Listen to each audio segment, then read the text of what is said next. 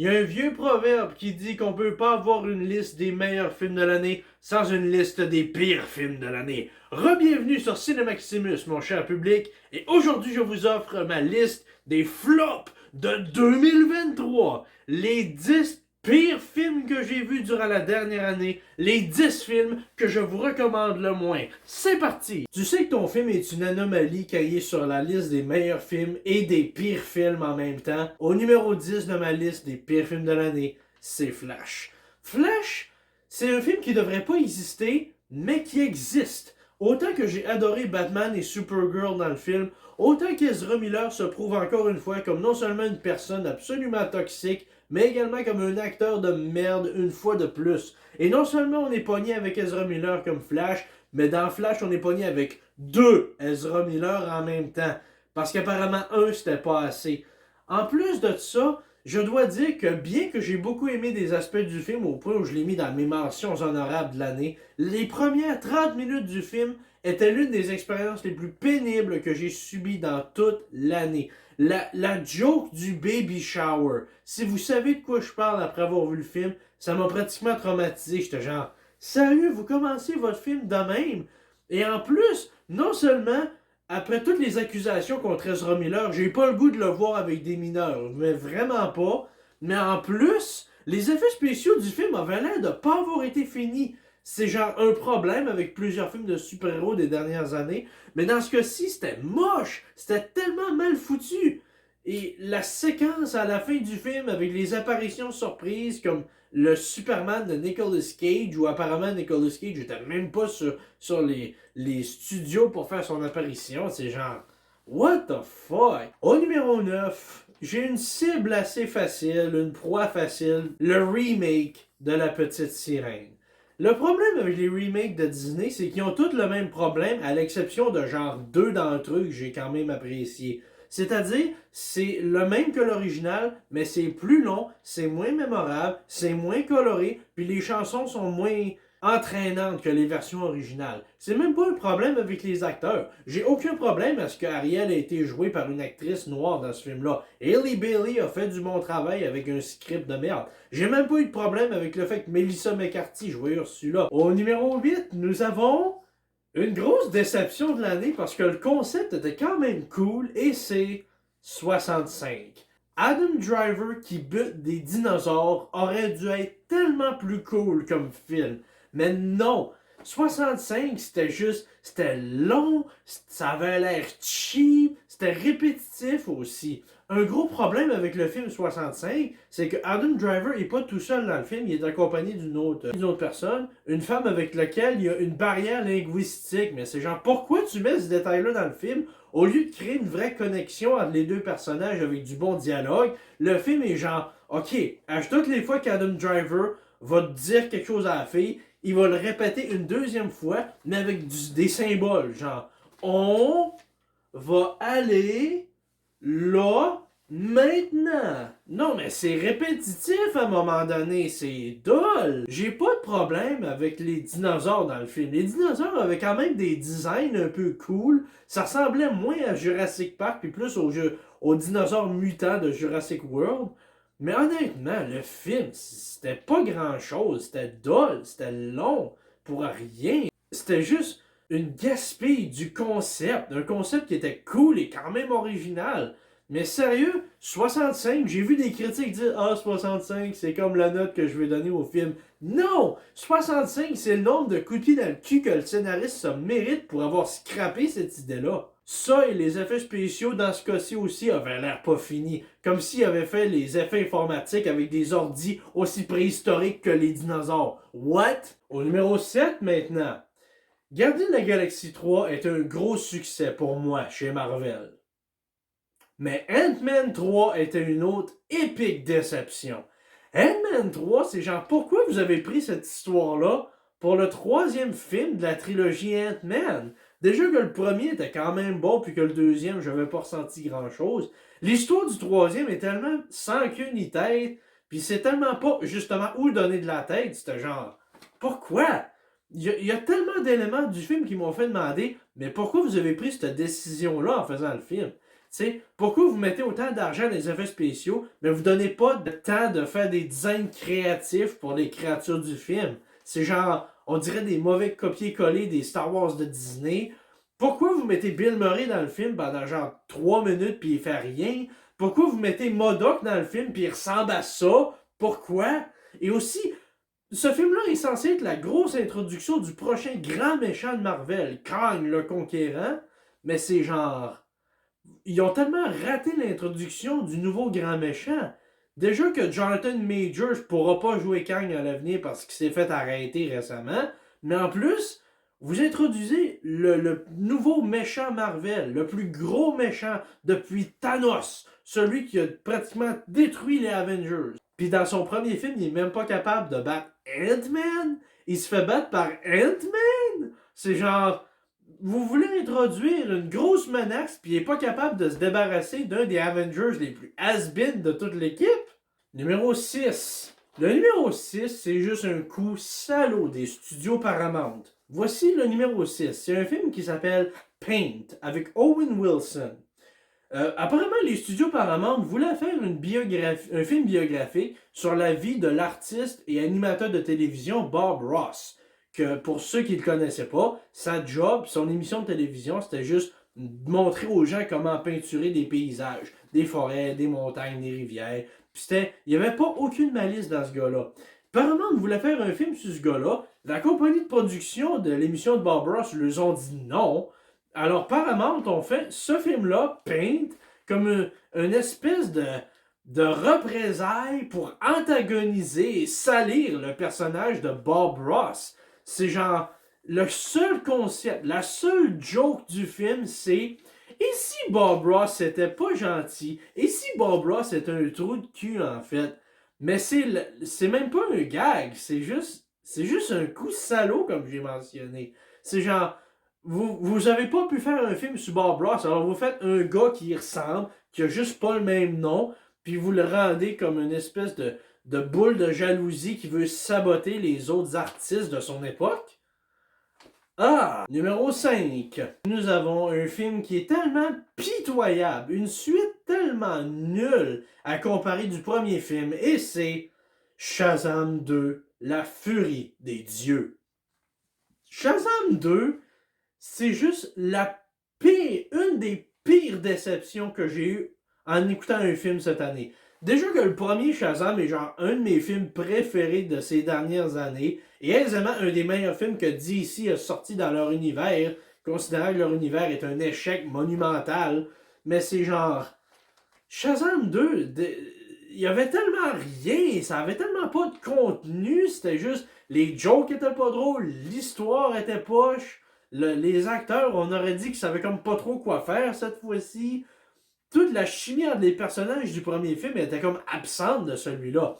Déjà qu'ils pouvaient pas prendre Black Adam, le grand méchant de Shazam des bandes dessinées, parce que Dwayne The Rock Johnson s'est dit « Ouais, moi je veux me battre contre Superman, parce que je suis The Rock, puis je suis ben trop big pour affronter juste Shazam. » Fuck you, Dwayne Johnson, fuck off.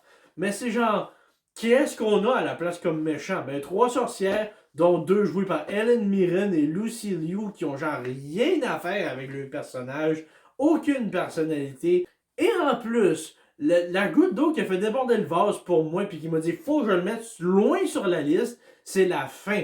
Où genre, les sorcières mettent la ville de Philadelphie dans un dôme, comme les Simpsons le film. Mais ensuite, ils font apparaître des créatures pour attaquer les gens dans Philadelphie. Mais comme nos héros ont plus de pouvoir, il faut qu'ils convainquent des licornes de se battre contre les monstres. Mais comment on peut convaincre des licornes de se battre? Ben, il faut leur faire manger de l'arc-en-ciel. Mais comme il n'y a pas d'arc-en-ciel, ils leur font manger des Skittles.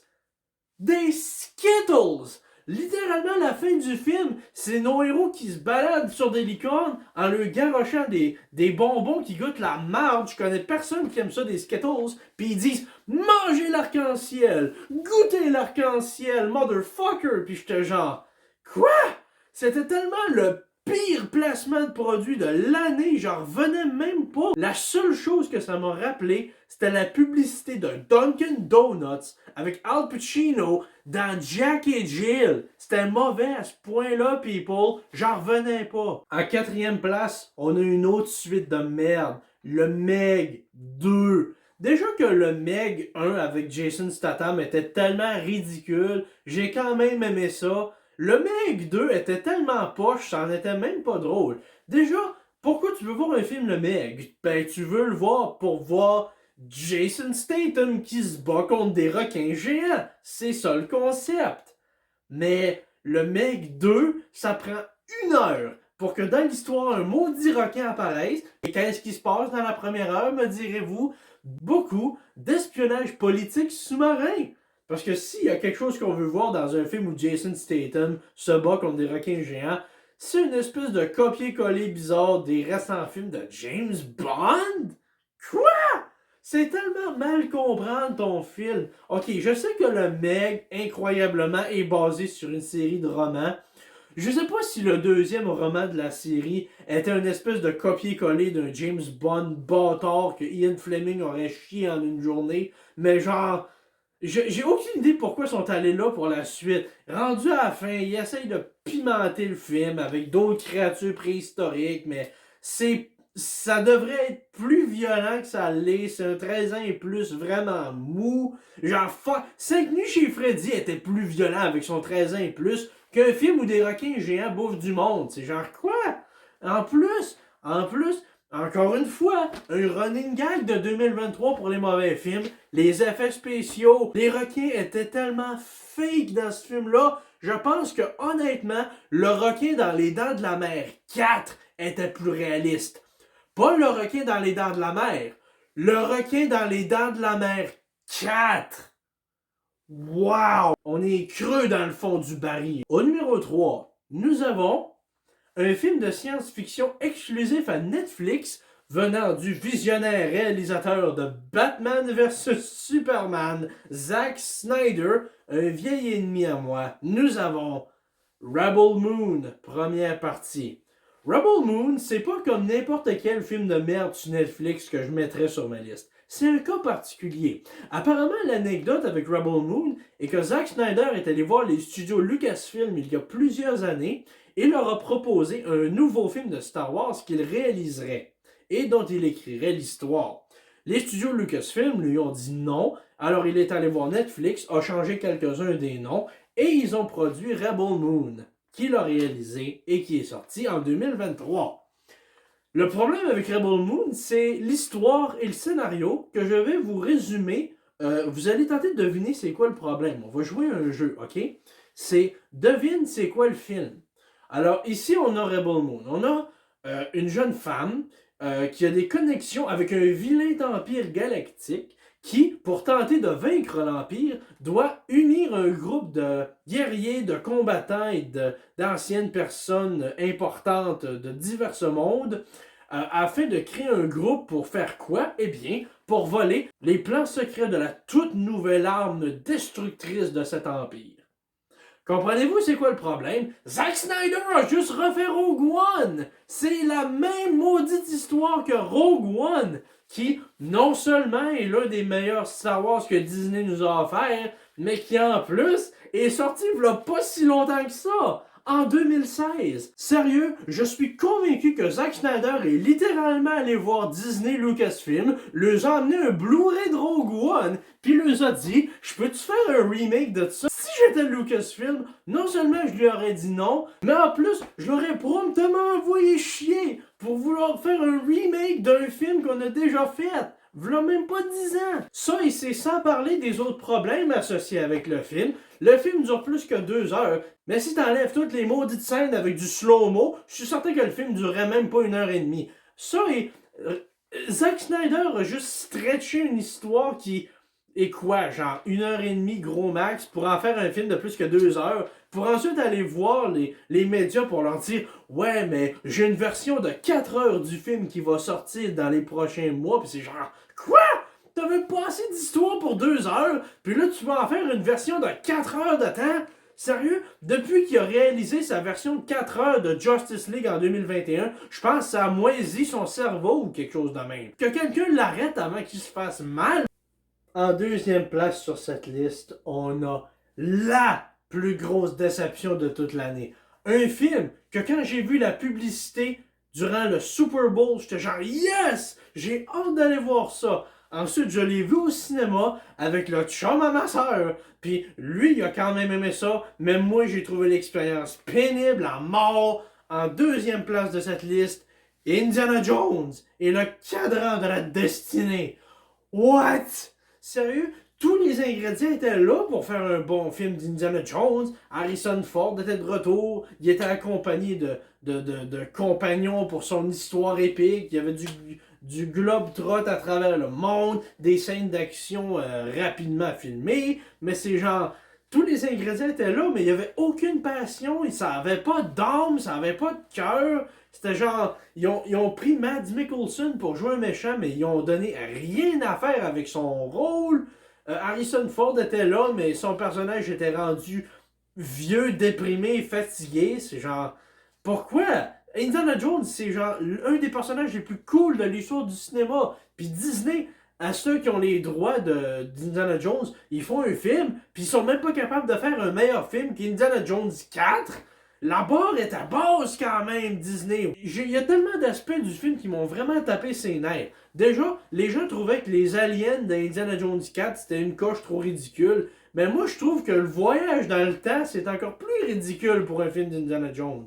Sérieux, c'est une coche trop loin dans le farfelu, selon moi, pour cette série de films. En plus, un des autres personnages du film, sa filleule, elle me tapait tellement ses nerfs. Sérieux, cette fille-là avait un ego tellement gonflé, je pensais que c'était une version féminine de Gaston dans La Belle et la Bête. Puis c'est censé être une des personnages principaux qu'on est censé s'attacher et apprécier. Quoi? En plus de ça, le film, je refuse de croire qu'une personne a écrit le script pour ce film.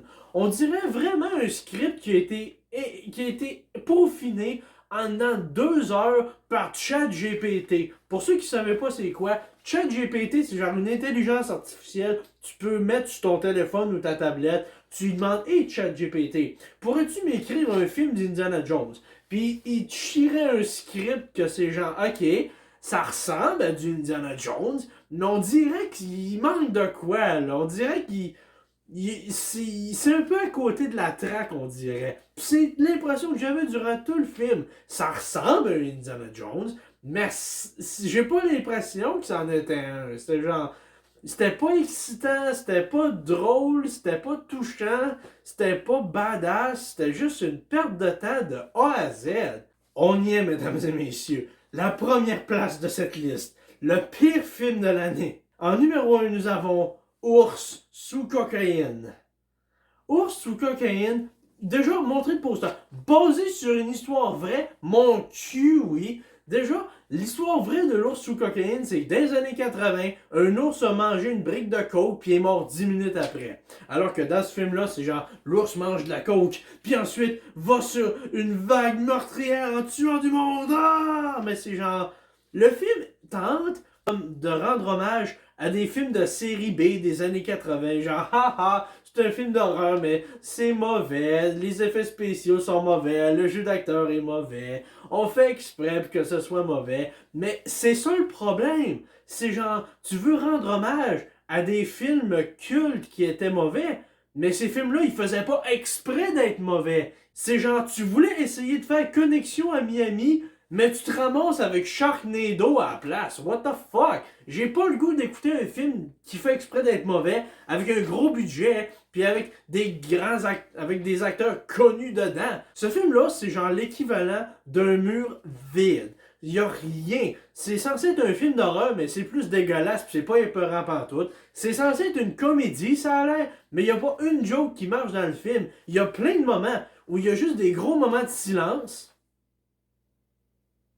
Mais il n'y a pas de joke. Il n'y a rien. C'est genre, ce que la personne vient de dire, c'était pas drôle, c'était pas un jeu de mots, c'était pas une référence, c'était pas rien. Je suis censé rire pourquoi? À cause qu'il y a un silence malaisant?